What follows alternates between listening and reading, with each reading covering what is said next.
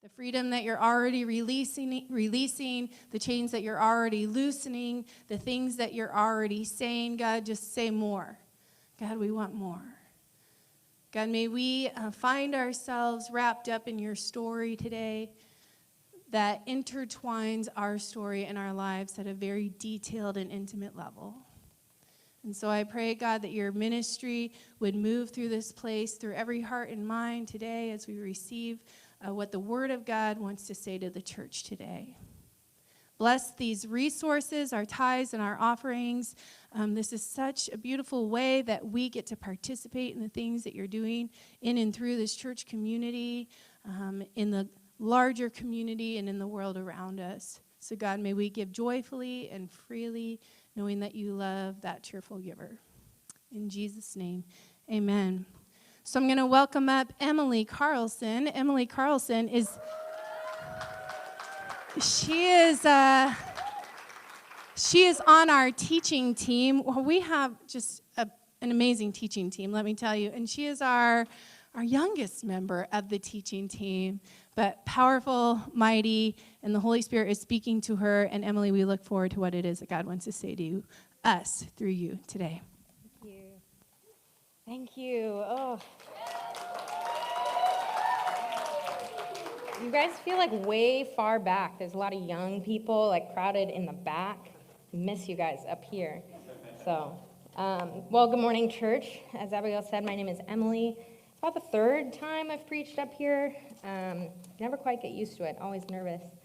But one thing I want to say, do you ever have those moments where you like forget to breathe? Like Karen in the back had to remind me to breathe. And I was at the dentist this week getting a filling redone. He had to remind me to breathe. And I was like, that's so simple, and I forget it all the time. So I just want to give us a second to breathe. Also, while the iPad locks itself, Seth, if you could assist. So I just want to take a second to breathe. I'm going to need it today, and for what we're talking about today, I think you're going to need it too. So if you want to close your eyes with me, just take like this big, deep breath through your belly, and let it out. I loved the worship we sang today. I didn't plan it. But that the breath that we breathe is the praise that comes out of us. I think that's going to be important. So I hope and pray that my breath today feels God-breathed to you, that there's meaning and life and purpose in what I'm going to say. So I've got to tell you that every time I've preached, I've had like the worst, most chaotic week leading up to preaching on Sunday. So in the last 7 days, I'll give you a snapshot. I've been on 7 airplanes through 5 airports in 7 days. I still have a full-time job in the midst of that. I'm in grad school. I've had a commitment to an event every weekday this week, including my 5-hour grad school class. I have an essay due tonight that I've barely started, a long-distance relationship. My sister turned 30. I met a famous Disney director. I also sat across from probably my favorite celebrity of all time for an hour and a half. And all while working on this sermon. And I forgot to breathe a lot.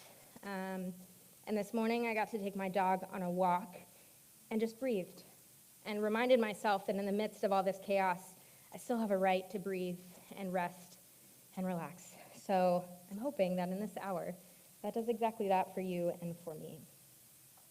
So my goal today is to communicate that your individual story matters. From the airplanes you ride on, to the essays you have to write, to the relationships and friendships you have, to your past, your health, your dreams, all of it matters. That your story actually moves the narrative of the gospel forward, that it's integral, that it's important, and it's crucial. Before I get ahead of myself, I want to kind of recap this last week beyond my crazy adventures. But we started this series called Your Part Matters, and last week was Your Life Matters. And Jacob opened us to talk about the statistical unlikeliness of exactly you being made and belonging to this earth, and yet here you are. We also talked about God's creation and the purposefulness that's woven into the heavens and the earth and the beasts of the ground and the birds of the air, and the goodness and the purpose that exists in you as God's created that you are created in his image. And in light of this series we've started, the world has come to meet us, because I want to take a minute to talk about some of the stories that were happening this week besides my own. So on Monday, September 9th, Jared Wilson, who is a Riverside pastor of Harvest Christian Fellowship, and he was a mental health advocate, he took his life at the age of 30. He was an associate pastor under Pastor Greg Laurie, and he was founder of Anthem of Hope, which was a mental health nonprofit to help people dealing with depression and suicidal thoughts. Here's a picture of him, his wife, Julianne, and their two sons, Finch and Denham. Now, Jared's death preceded Tuesday, September 10th, and that's World Suicide Prevention Day. We all know that preceded Wednesday, September 11th, the 18th anniversary of the terrorist attacks on the World Trade Center and the Pentagon. Not only that, but last year on August 26th, we know that Inland Hills lead pastor Andrew Stocklin committed suicide as well. And on a personal note, today is actually the weekend that 2 years ago, I got a phone call sitting in this room while Jacob was preaching. I got a phone call from my mom saying that a childhood friend of mine had committed suicide just 4 days prior. And it would have been this weekend 2 years ago. So this week has been a chaotic week, one that I think we've forgotten to breathe. And even I am swallowed by the grief that comes with a week like this one. So with all those emotions and reflections and the timeliness of your life matters, and now your story matters, we know that our existence holds value and purpose and meaning on this earth. And when someone doubts that, when someone believes that their existence is more important than another, when we lose sight that we have the ability to write our own narrative, when we're convinced someone else is writing a narrative for us that we don't want to be a part of, when that narrative is filled with darkness and hate and pain and sadness and loneliness, when we lose sight of that value and purpose in our lives and in our stories, I think a week like this one happens. I'm not trying to say that we cause this kind of pain or terror or loss, and I'm not even suggesting that God causes it or means for it to happen. But I am suggesting that the possibility of loss of hope, of value and purpose is a possibility for all of us. So with that, I want to share a Facebook post that Greg Laurie posted on behalf of Jared, and he included a quote from Jared's wife, Lori, as well. Or Julie, excuse me. So the quote reads like this. "This is Jared Wilson baptizing someone last Saturday, just 2 days before he would pass away. Look at the joy on both his and the young lady's face that he baptized. This is how I remember Jared." Jared's wife, Julie, posted these words about her husband. "My loving, giving, kind-hearted, encouraging, handsome, hilarious, give the shirt off his back husband went to be with Jesus late last night. Suicide doesn't get the last word. I won't let it. You always said, hope gets the last word. Jesus gets the last word." So I'd like to give Jesus some space to have the last word before I give you mine. I'd like us to take a moment of silence, a chance to breathe, to pray, to reflect, to be grateful. If you want to take a minute to write something on the posters back there, I encourage you to do so. To recognize that hope truly can have the last word, and hope is our responsibility today. To hope that the story gets better, to know that it already has, because Jesus has the last word. So if you join me for a minute.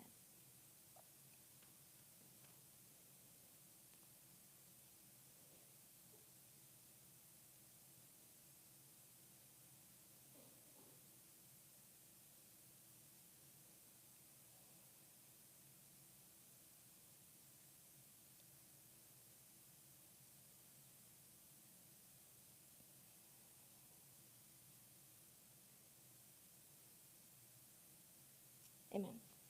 Thank you. So, how's everyone doing? Uh, I feel like I have a reputation in this church of always like preaching heavy, talking about depression, suicide, um, everything that's weighty. And I promise we're going to a good place and there'll be moments of laughter and cheer. But I encourage you, if something, even in this opening, has triggered you or causes you to reflect, please utilize the spaces we now have in the back, the prayer corner, a grateful poster. If there's a burden that you feel heavy, please, I'm not offended, get up, do what you need to do. If you need a second bagel, please do that, or use the restroom by all means. This place is yours to worship and process as you need to. It's just my job to give you a space to do that. So I'll start with this story. When I was a kid, I had one of those baby's first Bibles. I had a couple of them. I had one that was like the picture book one where it gives you like 12 Bible stories, and all the characters are like cartoons sitting with lions and sheep, whether or not there were lions or sheep in the stories kind of book. And then I had like the baby's first Bible that was white and I think like faux leather. It was one of those ones that said like, this Bible belongs to, and like calligraphy, and you're supposed to like scribble your name as like a kindergartner in it. And I was thinking about that white Bible this week. And it had one of those like baby's first and favorites in it. And I remember one of the lines was like baby's first Bible verse. And I was like, well, how am I supposed to pick a favorite verse? I haven't even read the whole thing. And I grew up in one of those Presbyterian churches where they give you the bulletin, and the bulletin's got all those like fill-in lines, like you're supposed to listen to the preacher like at school and then fill in the lines of the words that they like said. So I grew up with that, and so I had this like desperate need to fill in that line, and I had no idea what it was going to do. But I tell you, by the drive home from that church that day, I had memorized Genesis 1:1, that in the beginning God created the heavens and the earth, Genesis 1:1. In the beginning, God created the heavens and the earth, Genesis 1:1. Yes, in the beginning, God created the heavens and the earth, Genesis 1:1. I had one down and probably 100,000 more to go, but it felt like a good place to start. And looking back now, I think it's funny and endearing, and I wish I could like ascribe more meaning to it as like a young Emily, how insightful it was to pick the very first verse as her favorite. But so I will. I'll do just that.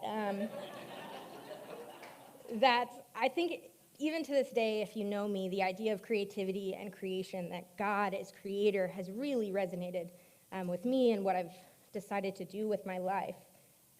Because God introduces himself first and foremost as creator. And he does so in such a familiar opening, in the beginning. I mean, he might as well have said, once upon a time, God, creator of all things, made heavens and earth, and then you came along. That to me would feel just as familiar.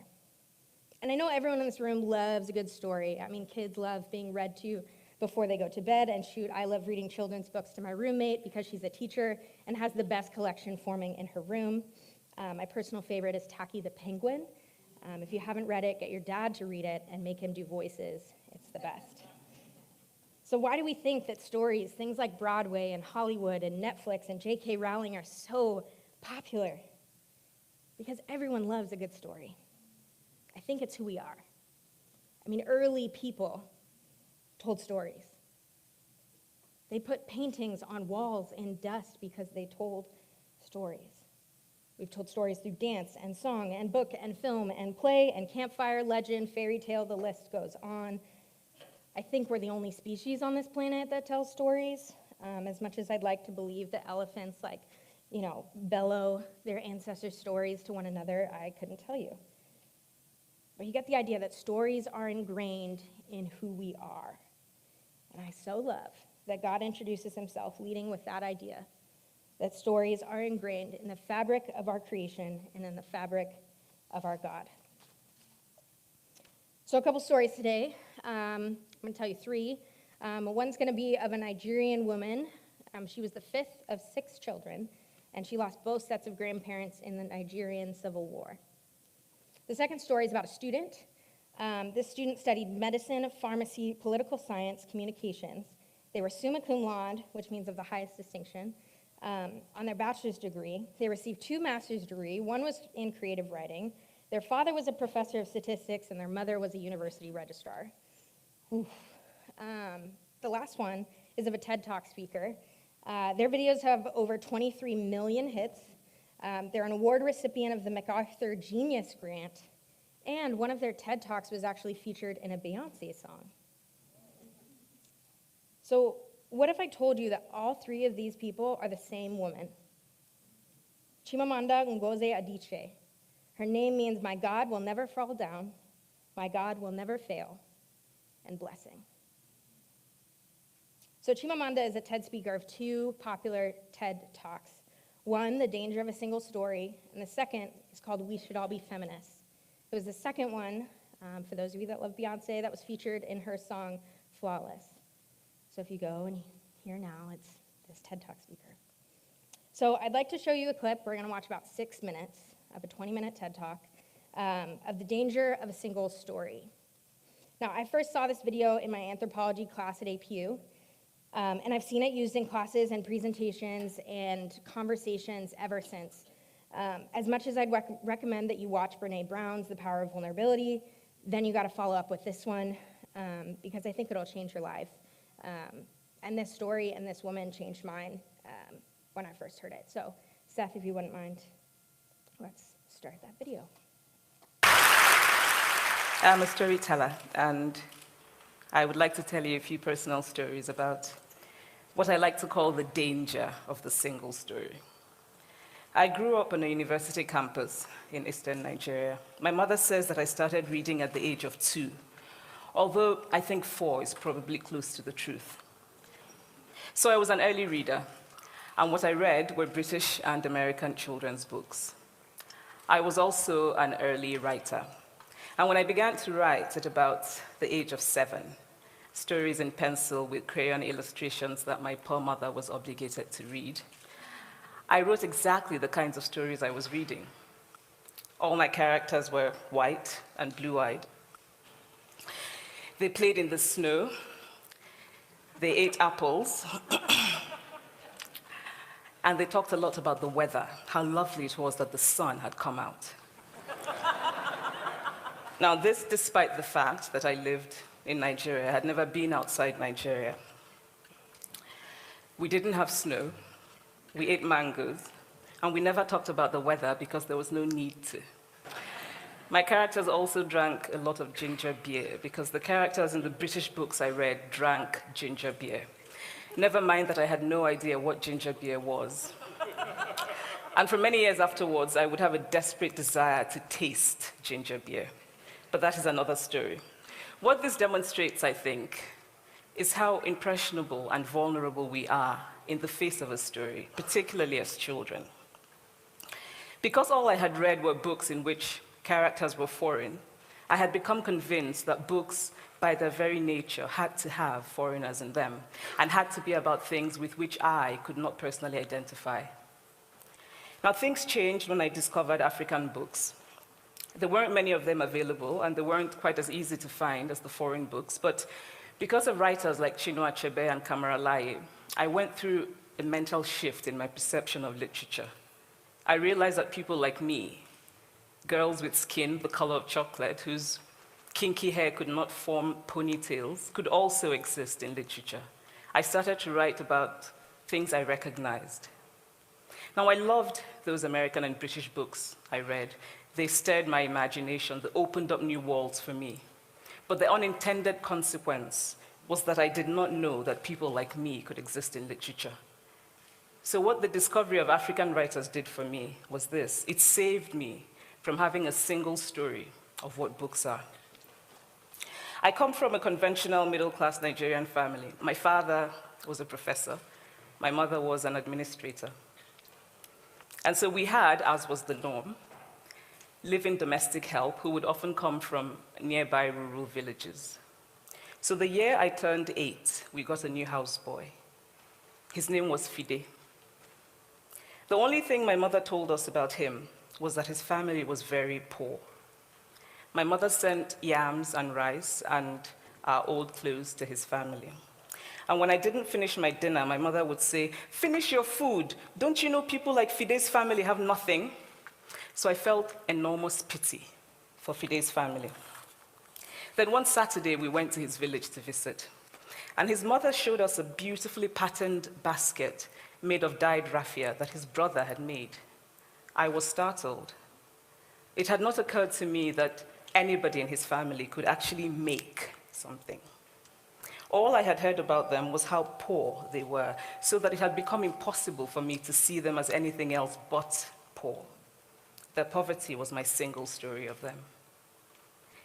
Years later, I thought about this when I left Nigeria to go to university in the United States. I was 19. My American roommate was shocked by me.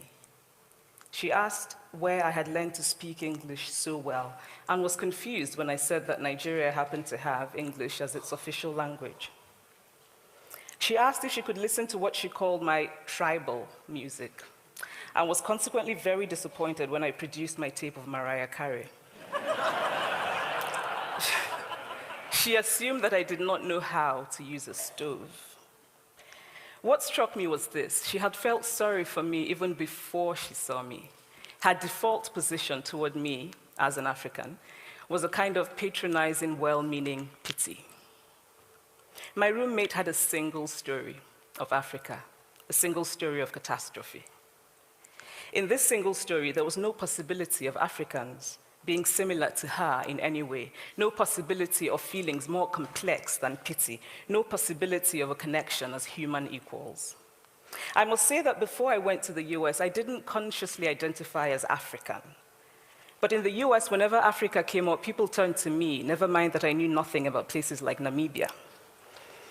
But I did come to embrace this new identity, and in many ways, I think of myself now as African, although I still get quite irritable when Africa is referred to as a country, the most recent example being my otherwise wonderful flight from Lagos 2 days ago, in which there was an announcement on the Virgin flight about their charity walk in India, Africa, and other countries.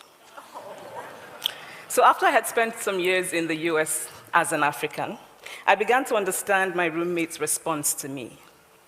If I had not grown up in Nigeria, and if all I knew about Africa were from popular images, I too would think that Africa was a place of beautiful landscapes, beautiful animals, and incomprehensible people fighting senseless wars, dying of poverty and AIDS, unable to speak for themselves, and waiting to be saved by a kind white foreigner. I would see Africans in the same way that I, as a child, had seen Fide's family.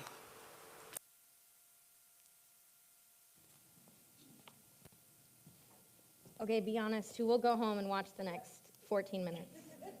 Okay, I promise it's good. She goes on to talk about a redemptive story of Africa, of herself, her own story, and I was just so shocked when I first saw this, seeing a person of color even admit to giving someone else a single story. I so respect her, and so please watch the full 20 minutes. I didn't want to keep you here till 1 in the afternoon watching all the TED Talks I like, but they're worth it. So something she said that stood out to me kind of in the beginning, and you may have missed it, but she said how impressionable and vulnerable we are in the face of a story. And I think this is true. I mean, to her point, we're vulnerable, yes, to fall victim to a single story of someone or of ourselves, to not dig deeper or look for other versions or narrators to tell the same story.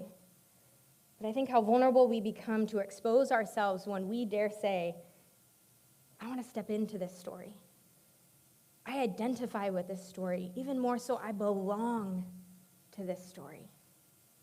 So I'm here today to say that we belong to one of the grandest, biggest narratives to ever be written and told in the history of our world. That we should find ourselves amidst these pages. That we should find a familiar story in here. That we should see this story, both for its singular and repetitive narrative of redemption that it is. So 2 weeks ago, Abigail read a psalm for us. She spoke it over us. It was Psalm 103. I've asked Karen to read the same psalm over you again today. And I'd like you to close your eyes and just let the poetry wash over you like it's a story being read to you, and see what stands out to you.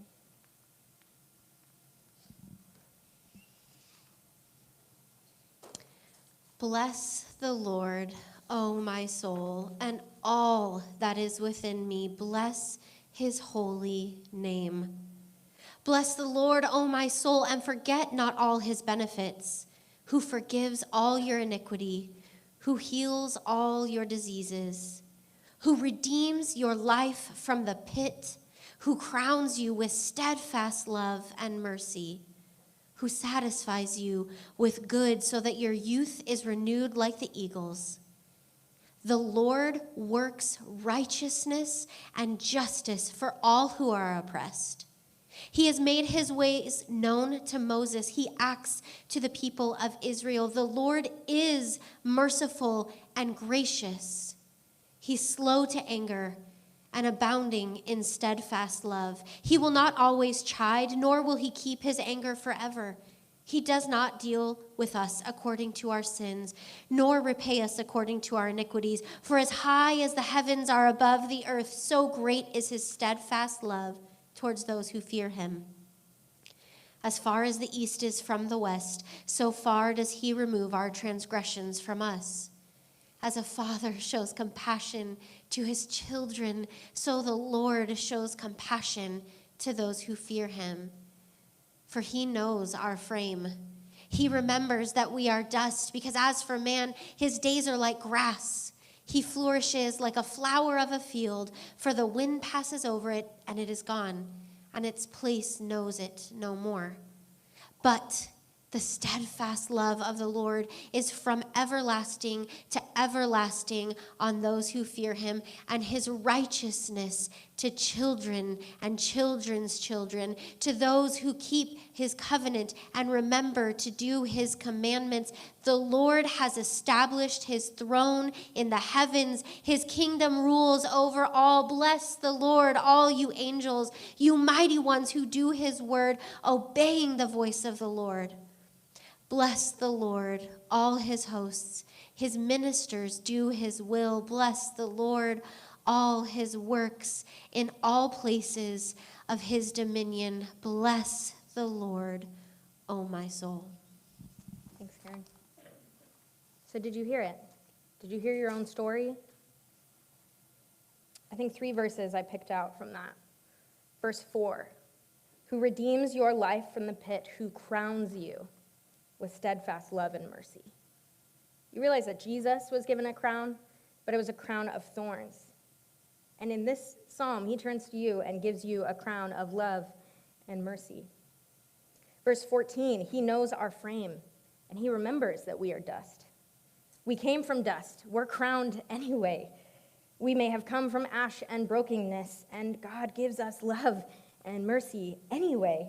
He knows our frames, how we were knit in the womb, and how the dust has been molded and broken and worked in our lives, and he crowns us anyway. Verse 19, the Lord has established his throne in the heavens, and his kingdom rules over all. You realize if you have a crown to that kingdom, what that means? He created this kingdom. He rules this kingdom. His throne is established, created, fixed, whole, secure, everlasting, enduring, and it's been made known to you, and you've been asked to wear a crown in this kingdom. If you're not convinced that's your story, Psalm 8, 4 and 5, Jacob shared this last week. What is mankind that you are mindful of them, human beings that you care for them? I mean, we are only dust after all. But verse 5, you have made them just a little lower than the angels and crowned them with glory and honor. Your life has purpose. It has love and mercy and now glory and honor. And those have to be used for something. Jacob also shared last week Psalm 139, verses 13 to 16.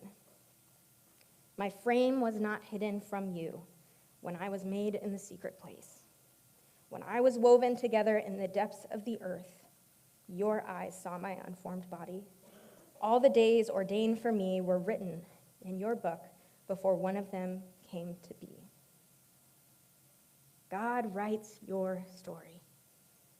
God writes your narrative. God knows that your crown of love and mercy and glory and honor is made of pieces of him that he can't separate from his own creation, from his own narrative. He cannot separate you from himself. I'll say that again, that God knows your crown is made of pieces of himself, that he can't and won't separate from his story, from his creation. He cannot separate you from him. So there was one day, my senior year at APU. My professor had given us an assignment the first 30 minutes of class, and he said to take a Sabbath. And he said, you can't bring your phone, you can't talk to anyone, and if you don't have a watch, just feel out 30 minutes of Sabbath, and I won't harm you if you take more than that, because then you needed more than 30 minutes of Sabbath. So he dismissed us, and I walked out of the classroom. It was in Segerstrom, and I walked around the building, along the street, thought about the cars driving by, and I walked by the drive-in movie theater sign, and I walked behind it. I'd never been behind that sign. I found a path, and I walked along that path and found myself, there's this like lake of just rocks. There's never water there. So I found myself walking around it. And I stopped when I saw that someone had painted the word Christ on a boulder. That's interesting. I never knew Christ was out here in this lake of rocks. So I went and I sat on that boulder, and I sat and listened. And I had this vision. I started to picture this grand hall that was full of treasures. It was like the combination of the Hall of Mirrors from the Palace of Versailles and like the Cave of Wonders from Aladdin. As I got closer, I realized that these stacks of treasure in front of me were just assorted crowns. Nothing but crowns piled on top of each other. They were all different shapes, sizes, colors. They were made of different materials. And Christ stood next to me and said, pick one. I refused. I don't deserve something like this. And he looked at me and he said, pick one. I said, I can't. Like, I'm not worthy. I'm dealing with depression. I'm very stressed out. I'm not a good friend. I'm not a good roommate. There's no way that I deserve one of these crowns. And he looked at me and said, the crown you deserve, the crown of thorns, it's not available. I took that crown of thorns so that you can choose the crown of joy. Pick one. I took the crown of joy from his hands, and he turned back to the piles of crowns and said, the problem remains, my children aren't coming to claim their crowns. It felt like 30 minutes, so I went back to class. And I went back thinking, how can I sit in class? I've been given this great gift. I've been given a crown of God's kingdom, and what does it look like? Is it heavy? Is it light? Is it gold? Is it silver? Is it made of something natural? I don't know. What am I supposed to do with it? How do I wear it? Do I look different? Are people going to ask me something weird? But I realized it was more than a gift. It was more than just a gift of a spirit or the fruit of the Spirit. It was more than that. It was an invitation. It was a symbol of invitation to rule in his kingdom, to be given purpose in his kingdom, to bring people to claim their crowns and build the kingdom, to join the kingdom, and that we build it from this disorganized mess, one crown at a time. Because my life matters to him. Each crown in that room has to matter to him. And my life, the way I choose to wear that crown that I was given that day, it matters to him, the decisions I make. So now what? How do we live our stories differently? And frankly, if your story seems chaotic and painful, why should I keep living this narrative anyway? It doesn't sound like the crown-bearing one you've described. If I know anything to be true from this week, our stories are purpose-driven. Mary, given the grandest purpose to give life and birth to Jesus, to be his mother. Ruth restored a lineage. She restored a line of people that would give birth to Christ. Esther saved a people, the same people that would be led by Christ.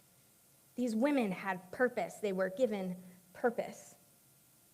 Beyond that, even the details matter. There was a woman at the well. The fact of the time of day that she was doing her responsibility mattered. Her labor, her past, the relationship she had mattered to be included in the narrative of God. The woman who washed Jesus' feet, her hair mattered. The oil she had mattered. Her service, her humility, it mattered. Mary and Martha, the sibling relationship mattered. The chores, the dishes, they mattered. Even the bleeding woman, her health mattered. Her period mattered. Our physical needs matter. They're a part of the story. And I bet that Mary, being the mother of Jesus, had boogers to wipe and diapers to change and had to chase him all over, play with him and kiss him to bed, and all of those details matter. Men and women, people of privilege and power, of disability and poverty, they're all in here because they all matter. So last week, Jacob gave us a benediction. I'd like to reread it now. It says, "Don't sell yourself short. You're not 1 in a million. You're a 1 in 400 quadrillion miracle. You're divinely ordained. You're fearfully and wonderfully made. You're a little lower than the angels. You're crowned with glory and honor. You're created in goodness. You're purposed. You're planned. You're knit together for a purpose. Go and act and feel like the miracle you are." So Jacob, I'll see your benediction and I'll raise you. Psalm 107, 1 through 3. Seth, I skipped past it. If you could bring it back up for me. And it reads like this. You've heard it 3 times already. "Give thanks to the Lord, for he is good, and his love, his story, it endures forever. So let the redeemed, the crowned of the Lord tell their story. Those he redeemed from trouble, and those he gathered from the lands, from east and west, from north and south." So whether you feel scattered to far lands, to 5 airports in a week, or you feel filled with trouble, maybe your friend passed away 2 years ago, whether your life feels far from worthy to wear a crown, maybe you struggle with depression, the Lord sees you. I know because he sees those things about me. His crown of love and mercy and glory and honor, and perhaps in your case too, it's joy. That crown endures forever. He redeems you, and he asks the redeemed to tell their story. So the question now is, what are you going to do with this big, beautiful life of yours? With the crown you've been given, how are you going to tell your story? How will you share your crown? We've asked a member of our church, actually, to share their story, so you might see a bit of that boldness here today. So I'd like to ask Sue Payne if she can come up.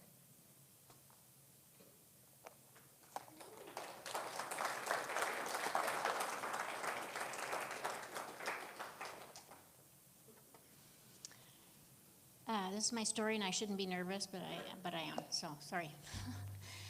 I'm in the wrong spot. Okay. Okay. I am very grateful for what?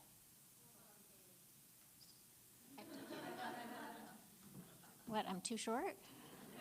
Okay.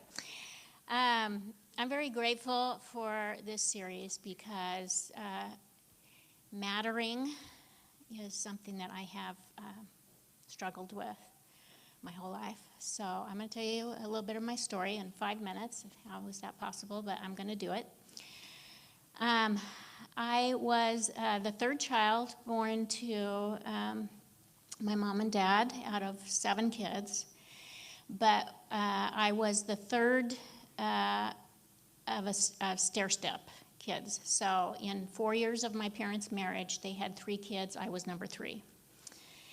The reason that happened was because my mom was an only child, and she thought she could fix what happened to her, the loneliness that she felt, by having a bunch of kids. So, but she also didn't have good mothering skills. And so what happened to the 7 of us is a lot of verbal and physical abuse. And because I was the quiet one of the 7 of us, I didn't get a lot of that, but I witnessed it over and over again. And I was very vulnerable. I was very fearful and helpless in the course of my grown-up years. But my mom, who did and does love me the way that she can, always said about me, in distinction from my siblings, that I was an easy kid, and I was so quiet that she never had to trouble with me.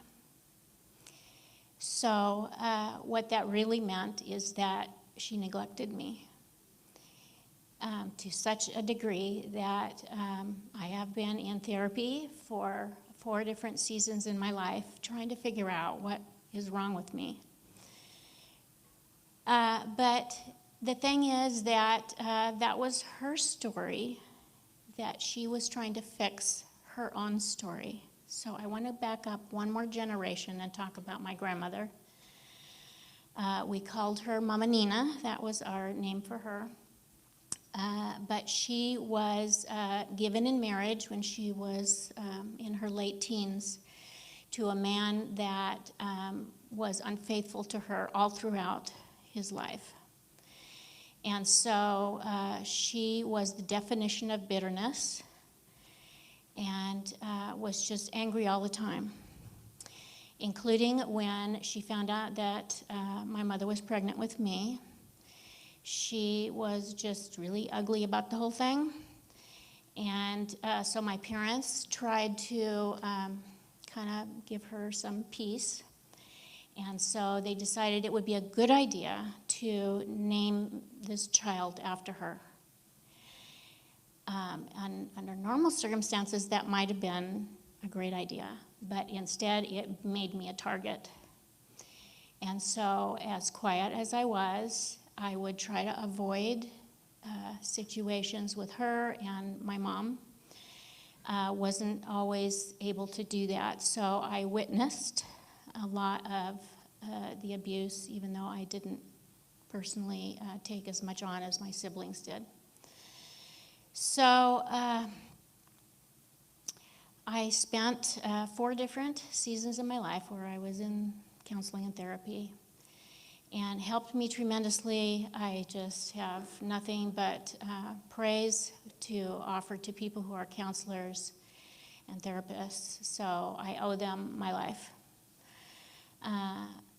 But one of them said something to me that helped probably the most of anything. And it is that physiologically, when a person is conceived, there is a 3 to 10 day period of time where they're moving through the fallopian tubes into the uterus. Sorry, I'm being graphic, but she asked me what I thought happened in that 3 to 10 day period of time, when more than likely the mom doesn't know you're there. This happened to every single one of us in this room. And so I had to really think about that, because self-worth was a hard thing for me. And what I have come to the conclusion is that in that 3 to 10 day period of time, God wrote my story. He gave me myself. And despite, and actually because of all of the things that I experienced and am still working through, I am who I am because in that 3 to 10 day period of time, He established the whole deal. And it was good. He called it good. And so I can say to you at this point in my life, I am not sorry. I am grateful for my experience in this world. I'm not done yet. I'm still working. But it's good. What happened to me shouldn't have happened, but it formed me into the person that I am today. So here's what I want to say. How my story is ending up is that I am a person who listens to stories and honors them. I'm a spiritual director. I've been doing that for 7 years. And what I love more than anything else, except my granddaughter, is to listen to people and to just hear it to just listen to it, the good, the bad, the forming things that are going on right now in people's lives. I love to do that. But I can do that because of what happened to me, and that I was not listened to, but I am listening now, and I am grateful. So.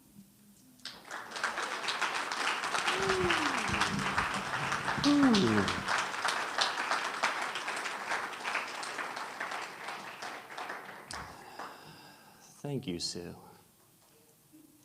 Let's just linger in that a minute. She said some stuff right there that was, I think it hit some people. I think that 3 to 10 day thing you just shared, for someone in this room, that just liberated you, didn't it? You're like, yeah, God was writing my story then. Sue and I were talking last night. I was reminded of what Father Richard Rohr often says: everything belongs. Your story, it belongs. The good, the bad. God is using it in amazing ways. And it matters. And it matters to this community. We need you. Thank you, Emily. What a timely word in a week where I know many of us have held some pretty heavy stuff. And so at this time in our service, Rainier and Zoe are going to play. We have a corner in the back where there'll be people. I know Sue's going to be back there, and Emily's going to be back there, and I see Becky there. Becky's been there all service just waiting. She's just been waiting, like someone's going to need prayer today. Someone's going to need to be set free. Someone's going to need encouragement. Someone's going to need a blessing. Someone's going to say, yeah, okay, something hit me. If the Spirit of God moved on your heart this morning, don't leave these doors without receiving prayer. Seal it. Let someone bless it. Let someone seal it. There's a transaction, there's an exchange that takes place when you tell somebody, God was speaking to me this way. Can you just seal it with a prayer?